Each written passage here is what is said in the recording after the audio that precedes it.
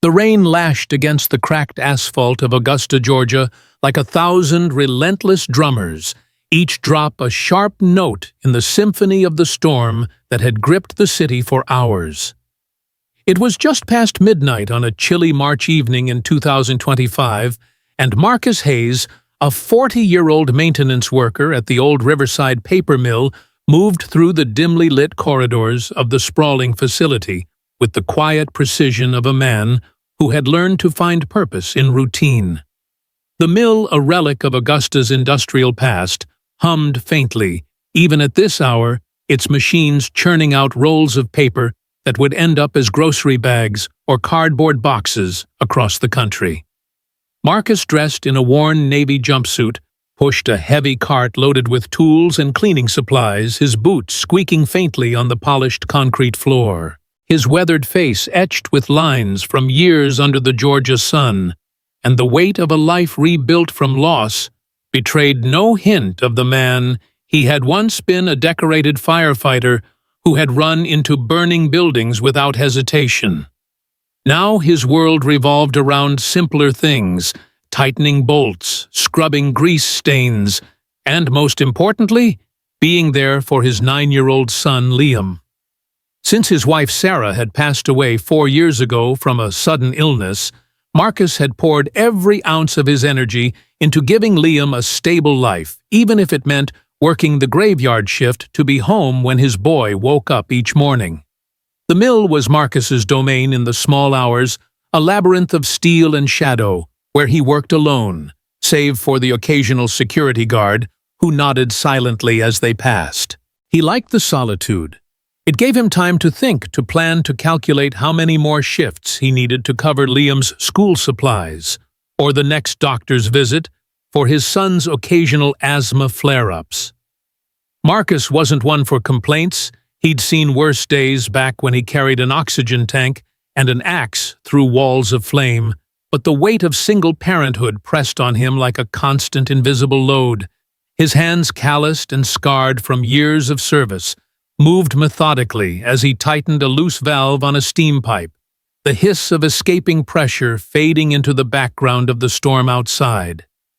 The mill's windows rattled under the wind's assault, and Marcus glanced up briefly, wondering if the old roof would hold against the deluge. He'd seen storms like this before, the kind that turned Augusta's low-lying streets into rivers, and made the Savannah River just a mile away swell dangerously close to its banks. But tonight his focus was on finishing his rounds so he could clock out at 6 a.m., walk the 8 blocks home to save on gas, and make Liam's favorite blueberry pancakes before school. As he pushed his cart toward the loading dock to check the backup generator, a task he'd done 100 times, something cut through the roar of the rain. A sound sharp and desperate pierced the night like a knife. It was a scream unmistakably human, raw, with panic coming from somewhere beyond the mill's chain-link fence, out on the service road that ran parallel to the property. Marcus froze, his heart thudding against his ribs, the old instincts from his firefighting days snapping awake. He tilted his head, straining to hear over the storm. There it was again, a cry fainter this time, but unmistakable, laced with fear. Without a second thought, he dropped the wrench in his hand, letting it clatter against the cart, and sprinted toward the exit, his boots pounding the concrete. The rain hit him like a wall as he pushed through the heavy steel door, soaking his jumpsuit in seconds. The service road, barely visible through the downpour, stretched into the darkness, flanked by overgrown weeds and the hulking shapes of delivery trucks parked for the night. Marcus scanned the area, his breath catching as he spotted it. A pickup truck flipped onto its side, half in a ditch, its headlights slicing wildly through the rain. "Hey, Marcus!" shouted, his voice hoarse, but commanding a tone he hadn't used since barking orders in a burning warehouse a decade ago. He ran toward the wreck, slipping on the slick asphalt but catching himself before he fell. The scream came again, weaker now, from inside the cab. As he reached the truck, he saw the driver, a teenage boy, no older than 16, trapped against the steering wheel, his face pale and streaked with blood. The window was shattered glass, glittering in the beam of the headlights, and the smell of gasoline hung heavy in the air. Marcus's training kicked in his mind, racing through a checklist: assess the scene, check for immediate danger, stabilize the victim. The truck's frame groaned under the wind, and a faint spark flickered near the engine, sending a jolt of adrenaline through him. "Hold on!" he called, climbing onto the overturned vehicle, his hands gripping the jagged edge of the broken window. The boy, whose name he would later learn was Jaden Carter, looked up at him, eyes wide with terror. "I can't move," Jaden gasped, his voice trembling. "My leg, it's stuck." Marcus didn't hesitate. He reached into the cab, ignoring the glass cutting into his palms, and felt for the seatbelt. It was jammed, the mechanism twisted in the crash. He yanked a utility knife from his pocket, a tool he carried for cutting packing straps, and sliced through the belt with a single motion. The boy slumped forward, and Marcus caught him, his shoulder screaming in protest as he took the weight. "I've got you," he said, his voice steady despite the pain. The smell of gasoline grew stronger, and a faint wisp of smoke curled from the engine. Marcus knew they had minutes, maybe seconds, before the situation turned deadly. He braced his feet against the truck's frame, his muscles straining as he pulled Jaden free, inch by inch, the boy's trapped leg finally slipping loose from the crumpled dashboard. Blood soaked Marcus's sleeve, not just Jaden's, but his own, from a deep gash across his shoulder, where a piece of metal had torn through his jumpsuit. With Jaden in his arms, Marcus stumbled back from the wreck, collapsing onto the wet grass just as a spark ignited the spilled fuel. A low whoosh filled the air as flames licked up the side of the truck, the heat searing against Marcus's face, even from a distance. He shielded Jaden with his body, his injured shoulder throbbing as he dragged the boy farther from the danger. "Stay with me," Marcus said, checking Jaden's pulse, his fingers slick with rain and blood. The boy was conscious but dazed, his breathing shallow. Marcus tore a strip from his jumpsuit and tied it tightly around his own shoulder to slow the bleeding, his hands shaking from the effort. He fumbled for his phone, but the screen was cracked and dead from the rain. "Help!" he shouted into the storm, hoping someone at the mill might hear. Minutes passed, each one an eternity, until the distant wail of sirens cut through the night. A security guard from the mill, alerted by the flames, had called 911. The paramedics arrived in a blur of red and blue lights, their voices sharp and efficient as they took over. "He's got a broken leg and possible concussion," Marcus told them, his voice calm despite the pain radiating from his shoulder. They loaded Jaden onto a stretcher, and one of the medics turned to Marcus, eyeing the blood-soaked fabric around his arm and shoulder. "You need to come with us," the medic said, her tone firm. "That's a serious injury." Marcus shook his head, stepping back. "I'm fine." He lied, his mind already on Liam, on the asthma inhaler that needed refilling, on the bills piling up at home. He couldn't afford a hospital visit, not with his bare-bones insurance. Just take care of the kid. The medic frowned but didn't argue as they rushed Jaden to the ambulance. Marcus watched them go, the rain washing blood and grime from his hands, his body trembling from adrenaline and cold. He trudged back to the mill, his jumpsuit heavy with water, and returned to his cart as if nothing had happened. The security guard, a middle-aged man named Carl, stared at him, wide-eyed. "You just pulled that kid out of a burning truck," Carl said, his voice tinged with awe. "You're bleeding like hell, man." Marcus shrugged, wincing, as the motion sent a spike of pain through his shoulder. "Had to be done," he said simply, grabbing a rag to wipe down his tools. He finished his shift, every movement agony, and clocked out at 6 a.m. The sky still dark with storm clouds. The walk home was slower than usual, each step jarring his injured shoulder, but he kept his head down, focusing on the thought of Liam's smile when he saw those pancakes. He didn't notice the security camera above the mill's gate silently recording his run into the storm. When Marcus arrived at work the next evening, his shoulder wrapped in a makeshift bandage he'd fashioned from an old t-shirt, his supervisor Denise was waiting for him near the time clock. Her face was tight, her hands clutching a manila envelope. "Marcus," she said, avoiding his eyes, "we need to talk." He knew that tone, had heard it before back when the fire department downsized and he'd been let go after a decade of service. His stomach sank as she handed him the envelope. "The company's terminating your employment effective immediately," she said, her voice flat. "You left your post last night engaged in unauthorized activity outside the facility. It's a liability issue. You know the policy." Marcus stood still, his bandaged arm throbbing under his jacket. "I saved a kid's life," he said quietly. Not a protest, but a statement of fact. Denise looked away, her jaw tight. "I'm sorry, Marcus. My hands are tied. Your final pay is in there." She gestured to the envelope. He took it without a word, his mind already racing Liam's inhaler, the rent, the electric bill. How long could he stretch? $400. He walked out into the rain again, the weight of the envelope light in his hand, but heavy on his heart. At home, Marcus sat at the small kitchen table in their cramped apartment, the envelope unopened in front of him. Liam slept in the next room, his soft snores a reminder of why Marcus kept going. The train tickets he had been saving for Liam's birthday, a trip to Atlanta to see the aquarium, sat in a drawer, now a distant dream.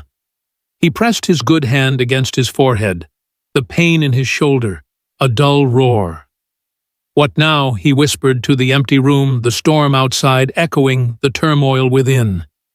He didn't know that the boy he'd saved, Jaden Carter, and his mother, a lawyer with a fire of her own, were about to change everything, turning one act of courage into a spark that would light up Augusta and beyond. The fluorescent light in Marcus Hayes's small Augusta apartment flickered, casting uneven shadows across the chipped Formica table where he sat staring at the termination notice from Riverside Paper Mill.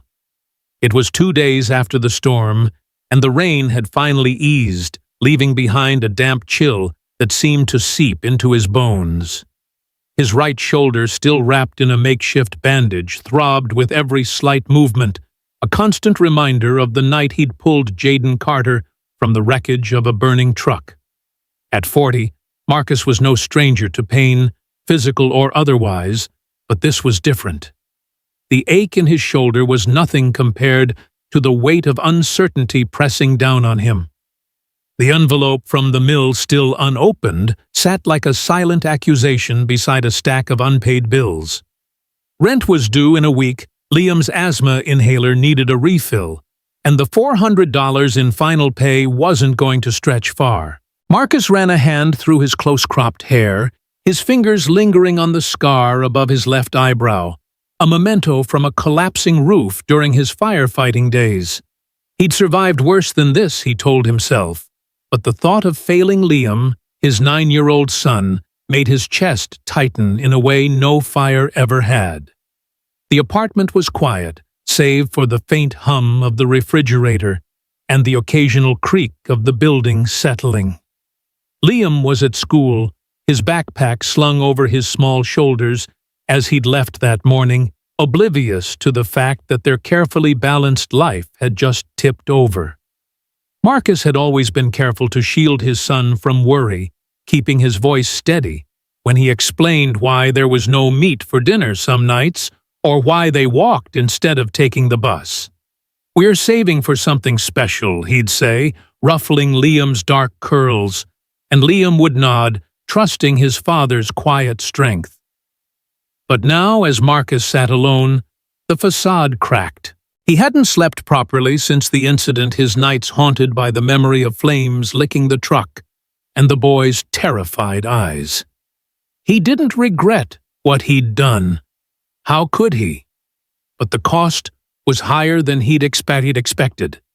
Losing his job at the mill meant losing the only stability he'd managed to build since Sarah's death 4 years ago. He glanced at the photo on the table, a faded snapshot of him, Sarah, and a toddler-aged Liam at Tybee Island, all smiles under a bright summer sun. "I'm trying, Sarah," he whispered, his voice barely audible. "I'm trying." A knock at the door startled him, sharp and insistent.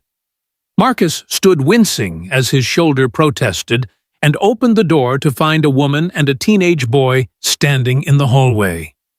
The woman, in her mid-30s, wore a tailored blazer and carried herself with the confidence of someone used to being heard. The boy, leaning on crutches, had a cast on his right leg and a bruise fading on his cheek. It took Marcus a moment to recognize him. Jaden Carter, the kid from the truck. "Mr. Hayes," the woman said, her voice warm but direct. "I'm Elena Carter, Jaden's mother. This is my son. We've been looking for you." Marcus blinked, caught off guard. Come in," he said, stepping aside to let them into the cramped living room. The apartment felt smaller with them in it, the worn couch and second-hand coffee table suddenly stark under their gaze. Jaden's eyes darted around, landing on Liam's school drawings pinned to the fridge, while Elena's expression softened as she noticed the asthma inhaler on the counter. "I don't know where to start," Elena said, sitting across from Marcus on the couch, her hands clasped tightly. "Jaden told me what you did. You saved his life." Jaden nodded, his voice quiet but steady. "I thought I was done for Mr. Hayes. The fire. I couldn't get out. You were there." Marcus shifted uncomfortably, his bandaged shoulder brushing against the couch. "Anyone would have done it," he said, his tone gruff. "Saw the truck, heard you. Had to act." Elena shook her head, her dark eyes intense. "No, they wouldn't have. Most people would have called 911 and waited. You ran toward danger, got hurt doing it." She glanced at his arm, the bandage visible through his thin T-shirt. "The police told me you refused treatment. And then I called the mill to commend you and—" Her voice trailed off, her jaw tightening. "They told me they fired you. For saving my son." Marcus looked away, his fingers tightening around the edge of the table. "Company policy," he said simply. "I left my post. Broke protocol." Elena's expression hardened, a flicker of anger crossing her face. "Protocol," she repeated the word, dripping with disdain.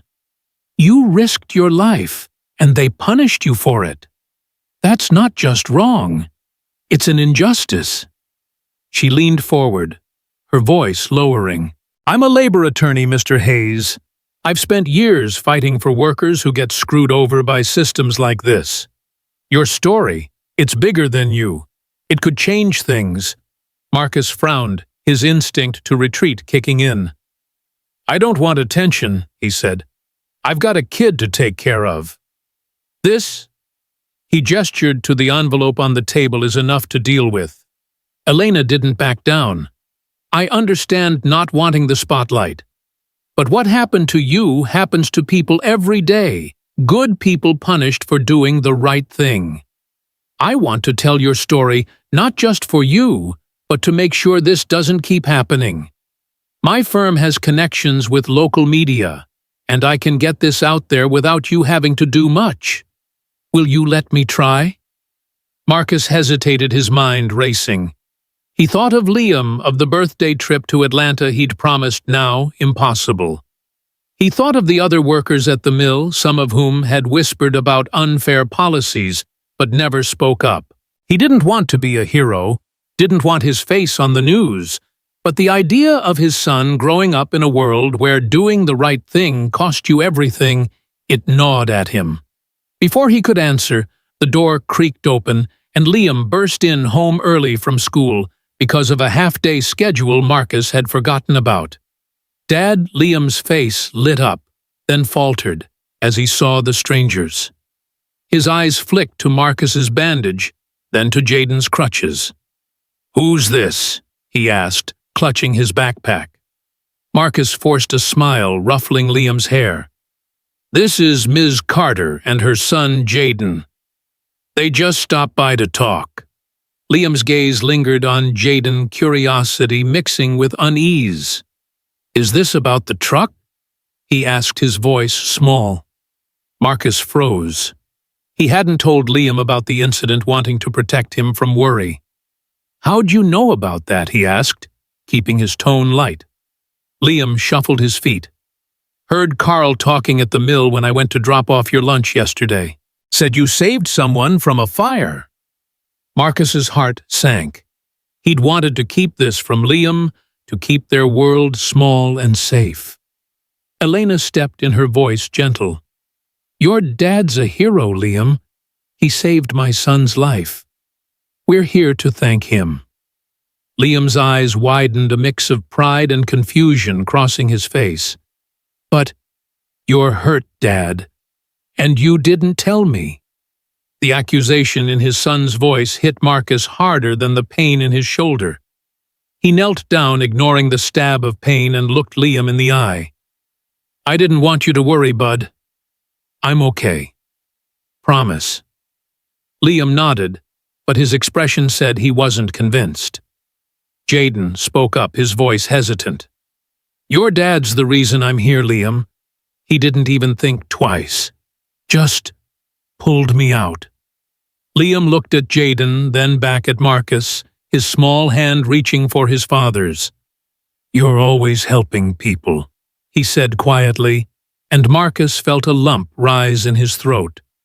Elena watched the exchange, her expression softening further. "Mr. Hayes, I know this is a lot, but your son deserves to grow up in a world where people like you aren't punished for doing what's right. Let me help you fight this. Not just for you, but for him." Marcus looked at Liam, whose eyes were still fixed on him, full of trust and a hint of fear. He thought of Sarah, of the promise he'd made at her bedside, to always do right by their son. He thought of the mill, of the other workers who kept their heads down, afraid to speak up. Finally, he nodded, his voice low. "Okay, tell me what you need me to do." Elena's face broke into a small, determined smile. "For now, just let me do the talking. I'll handle the rest." As Elena and Jaden left, promising to follow up soon, Marcus sat back down at the table, Liam climbing onto his lap. "Are we gonna be okay?" "Dad?" Liam asked, his voice muffled against Marcus's chest. Marcus hugged him tightly, careful not to jostle his injured shoulder. "We always are, bud," he said, hoping his voice sounded more certain than he felt. He didn't know that Elena Carter was already drafting a press release, that a security camera at the mill had captured every moment of his rescue, or that the grainy footage was about to set Augusta and beyond on fire with a story of courage and injustice. All he knew was that he had to keep going for Liam, for the life they'd built, and maybe, just maybe, for a world where doing the right thing didn't come with a price. The morning sun filtered through the blinds of Marcus Hayes's Augusta apartment, casting thin stripes of light across the living room where he sat, his injured shoulder stiff and aching under a fresh bandage. It had been 5 days since he'd been fired from the Riverside paper mill, and 3 days since Elena Carter, the labor attorney and mother of the boy he'd saved, had convinced him to let her tell his story. Marcus wasn't sure what he'd expected, maybe a small article in the local paper, a brief mention that would fade quickly, but what was unfolding was something else entirely. His phone, an old model with a cracked screen he hadn't replaced, to save money, buzzed incessantly on the kitchen table, notifications piling up from numbers he didn't recognize. He ignored them, focusing instead on Liam, his 9-year-old son, who was sprawled on the couch with a math workbook pencil tapping rhythmically against the page. "Dad, what's 12 times 7? Liam asked, his voice cutting through the hum of a morning talk show playing softly on their second-hand TV. Marcus forced a smile, pushing aside the gnawing worry about bills and the future. 84, bud, he said, leaning over to check Liam's work. You're getting good at this. Liam grinned, but his eyes flicked to the TV, where a news ticker scrolled Augusta man fired after heroic rescue, sparks outrage. Marcus's stomach twisted. He hadn't wanted this, his face on screens, his name in headlines. Elena had warned him it might get big, but he hadn't grasped how fast or how far it would spread. It started with a post on X where Elena had shared a grainy still from the mill's security footage. Marcus soaked to the bone, pulling Jaden Carter from the burning truck as flames licked the frame. The caption read, "This man saved my son's life and lost his job for it. This is Marcus Hayes, and this is wrong." Within hours, the post had thousands of shares, comments, flooding in from strangers across Georgia and beyond. By the next morning, a local news station had picked it up, airing the full security footage, which showed Marcus's desperate sprint through the storm, his struggle to free Jaden, and the moment he collapsed on the grass, shielding the boy as the truck erupted in flames. The anchor called him the Silent Hero, a moniker that stuck like glue. Marcus hated it.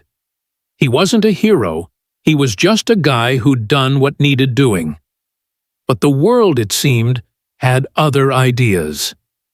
Elena had called the previous evening, her voice crackling with excitement. "Marcus, it's working," she'd said. "The story's gone national. People are furious. The mill's getting calls, emails, even protests outside their gates." Marcus had listened in silence, his mind on Liam, who'd overheard kids at school whispering about his dad being famous. He didn't want fame. He wanted his life back, the quiet routine of work and bedtime stories of knowing he could pay for Liam's inhaler.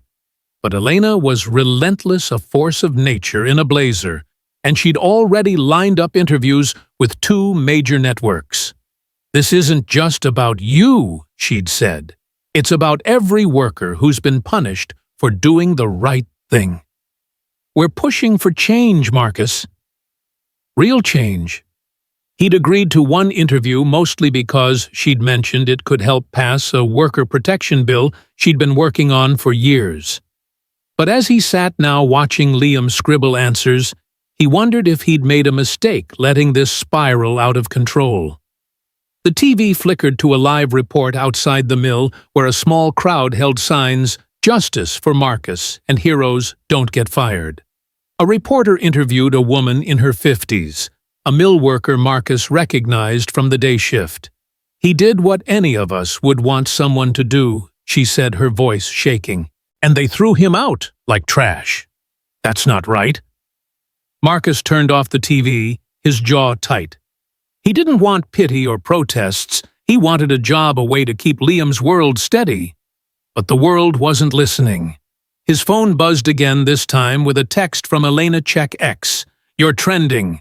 Against his better judgment, he opened the app, scrolling through posts tagged "Silent Hero." There were stories from others: a nurse fired for reporting unsafe conditions, a teacher let go for standing up to a bullying principal, each one tying their struggle to his. It was overwhelming, this sense that his one act had cracked open something bigger, something he couldn't control. A knock at the door pulled him from his thoughts. It was Elena, her face flushed with purpose, and Jaden, his leg still in a cast, hobbling behind her. "We've got news," Elena said, stepping inside without waiting for an invitation. She set her tablet on the table, pulling up a news article. The headline read, "Paper Mill Faces Backlash as Competitors Announce Worker Protection Reforms." Marcus scanned it, his brow furrowing. 2 rival companies in Georgia had issued statements vowing to revise their emergency response policies to protect employees who act in crises. "This is because of you," Elena said, her voice firm. "The pressure's working." Riverside's stock dropped 8% this morning. They're scrambling. Marcus shook his head, still processing. I didn't ask for this, he said, his voice low. I just want to take care of my kid. Elena's expression softened, but her resolve didn't waver. And you will. But you're also giving other people a chance to do that too. This is bigger than Riverside now. Liam peeked over from the couch, his workbook forgotten. Dad, are you on TV again? He asked, his voice a mix of awe and unease. Marcus forced a smile, ruffling his son's hair. Just for a little while, bud. Don't worry about it. But Liam's eyes were sharp, catching the tension in his father's face. Are we in trouble? He asked quietly. Marcus knelt beside him, ignoring the pain in his shoulder. No trouble, he said. Just some grown-up stuff. We're okay, Liam nodded, but Marcus could see the doubt lingering, and it cut deeper than any wound. He stood, turning to Elena. What's next? He asked, his voice steadier than he felt. She hesitated, then handed him a business card. A nonprofit in Atlanta, the Community Safety Alliance, saw the news. They want to meet you. They're looking for someone to advise on worker safety programs, someone with real experience like you. It's not the mill, but it's a start. Better pay, better hours.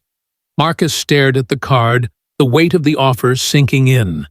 It sounded too good, too neat, like a lifeline thrown just as he was starting to drown. But he didn't trust easy fixes.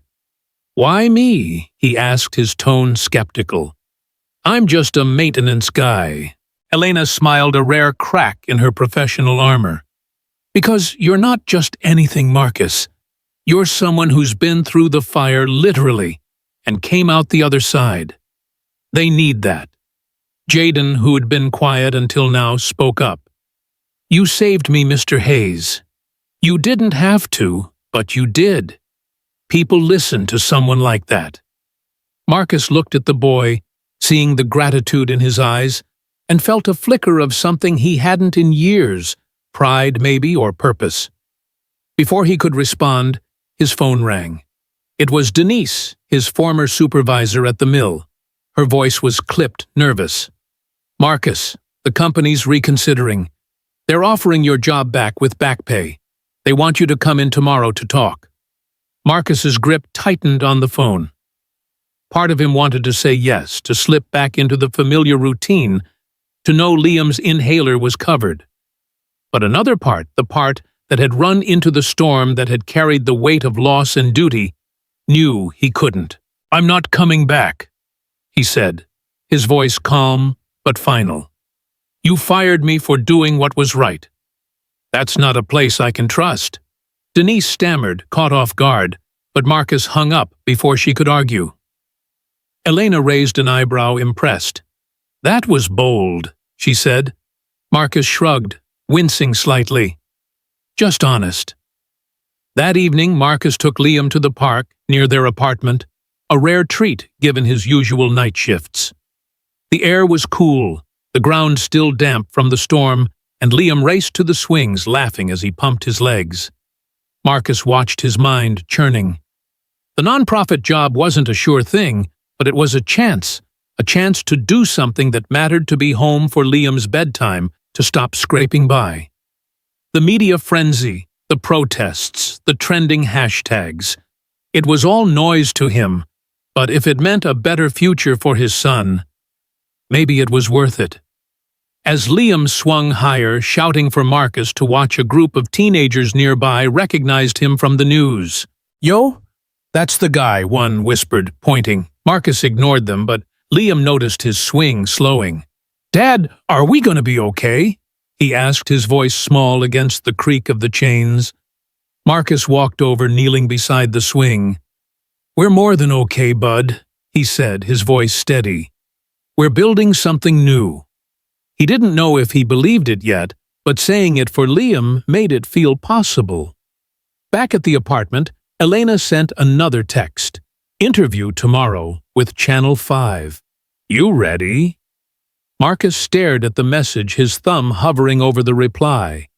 He wasn't ready, not for cameras or questions or being called a hero.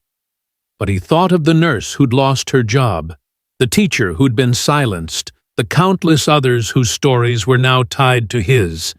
He typed back, "I'll be there."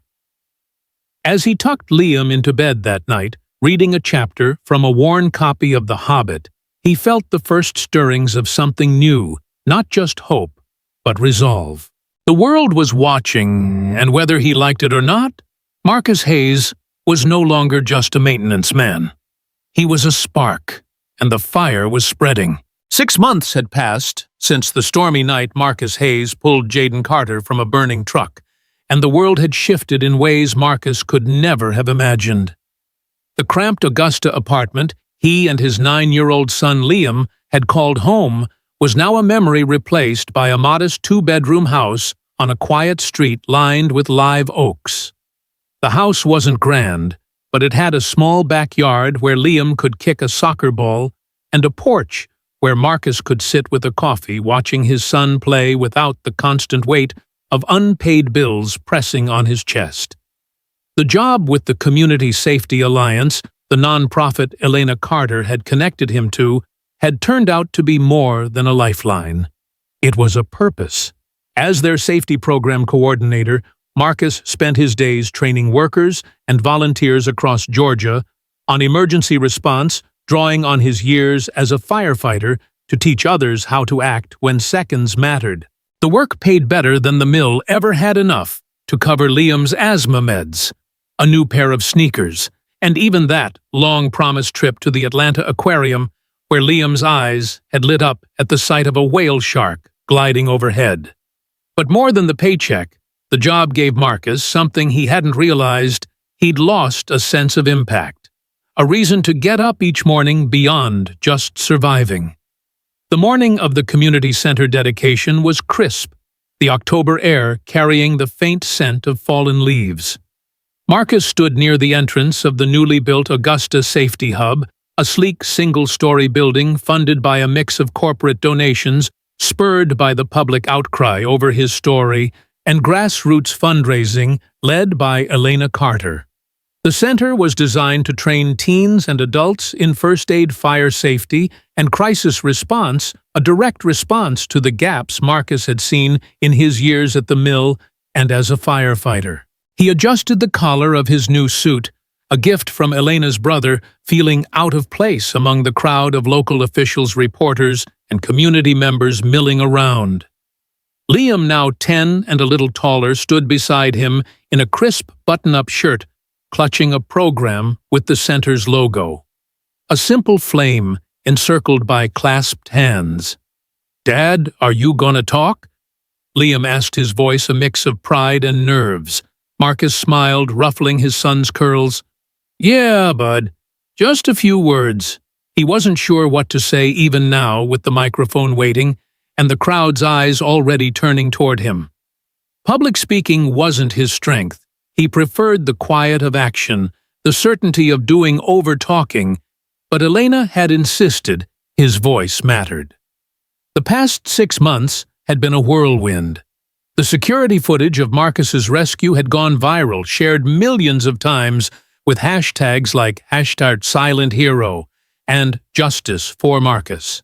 Elena's press release had ignited a movement with news outlets from CNN to local blogs covering the story of the maintenance worker fired for saving a life.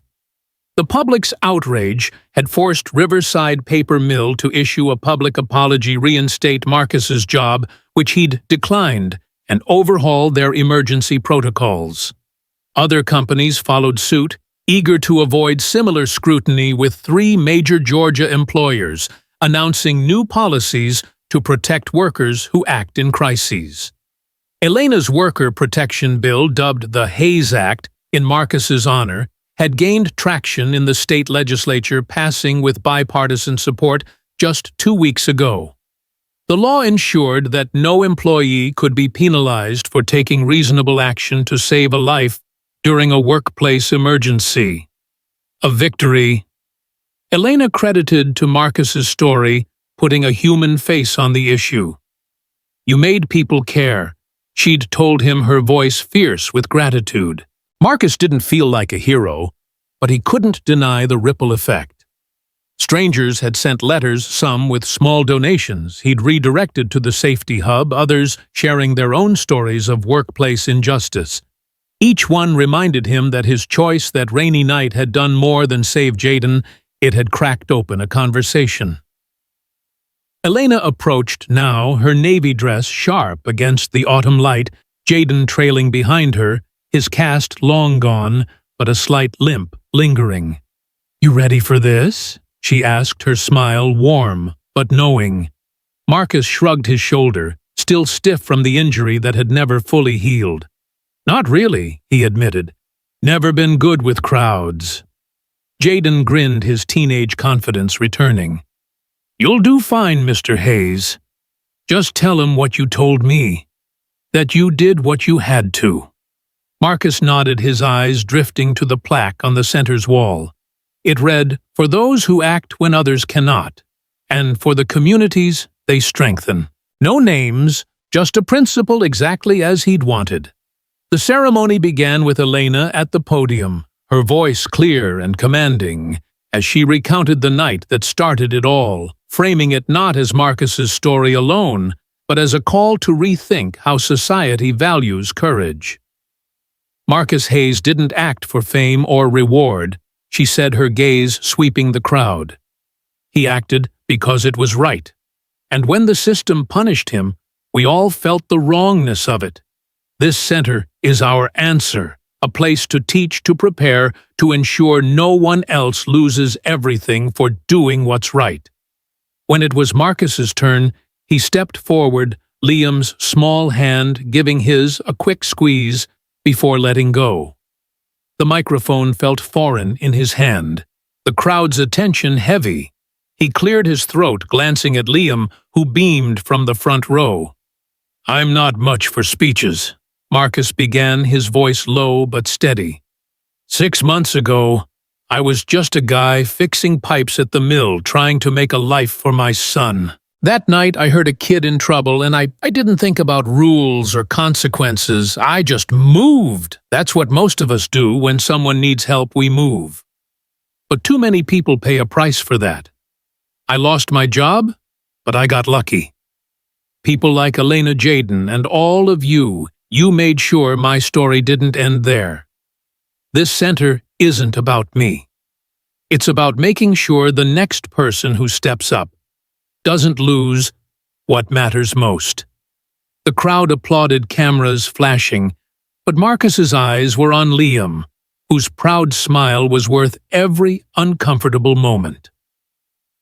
After the ceremony, Marcus and Liam walked through the center's training rooms, where volunteers were already setting up for the first youth safety workshop. Marcus had designed the program himself, inspired by Jaden's ordeal, to teach teens how to respond in emergencies, everything from CPR to spotting fire hazards. Jaden had signed up as the first participant, eager to give back. "You think I could be like you one day?" he'd asked Marcus earlier, his voice earnest. Marcus had laughed, shaking his head. "Kid, you're already better than me. Just keep showing up." Now, as Liam tugged at his sleeve, pointing to a poster about fire safety, Marcus felt a quiet peace settle over him.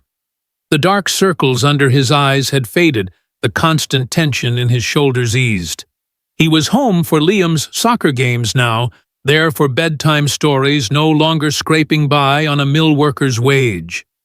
But the real change was deeper in the way he saw himself, not as a man defined by loss or struggle, but as someone who could make a difference.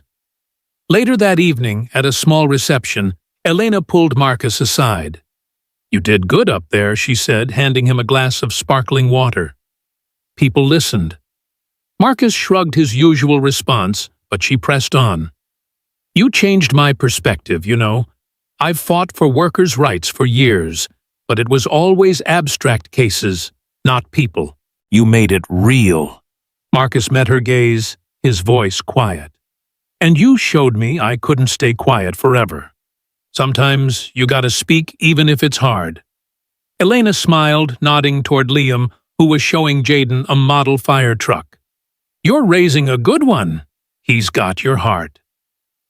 Marcus watched his son, feeling the truth of her words.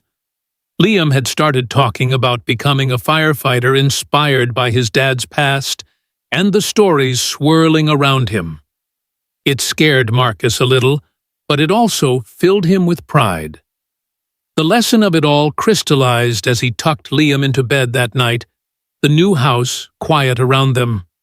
"Dad," Liam said, his voice sleepy, "are you still a hero now that things are normal?" Marcus knelt beside the bed, his hand resting on Liam's. "Being a hero isn't about one big moment, bud," he said. "It's about the little things, helping someone, standing up when it's tough, even when no one's watching. That's what keeps the world going." Liam nodded, his eyes drifting shut.